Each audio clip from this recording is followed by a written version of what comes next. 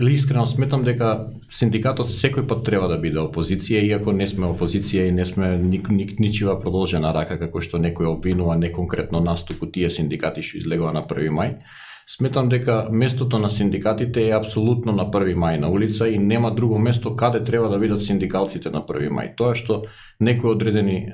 синдикалци можеби се исплашија на овој 1 мај да бидат каде што им е местото и да бидат видени за 1 мај заедно со сите останати синдикалци, тоа е веќе друга тема на дискусија што би требало да ја дискутираме. Видовме дека на 30 април направија некоја конференција за работничките права, што ако не поканеа, веројатно ќе бевме и таму, како што бевме на протестот кој впрочем не беше на ССМ. Протестот на 1 мај секој пат работнички без разлика кој и колку сака да го присвои, тој протест не може да биде ниту на ССМ, ниту на Сојузот на синдикати, ниту пак на некои политички партии што пробаа со своето присуство да го исполитизираат и да привлечат внимание дека можеби они се тие организатори што се на тој протест. На тој протест беше Сојузот на синдикати на Македонија, беше Сојузот на синдикати, Пета сила, беа Сдруженија на граѓани, како Гласен текстилец, како Социјалниот центар Дуња, како Социјалистичка зора и така натаму, да не ги потенцирам. Сите тие нели символично искажаа револт према моменталната власт или владата од каде што упатија некои барања со цел да бидат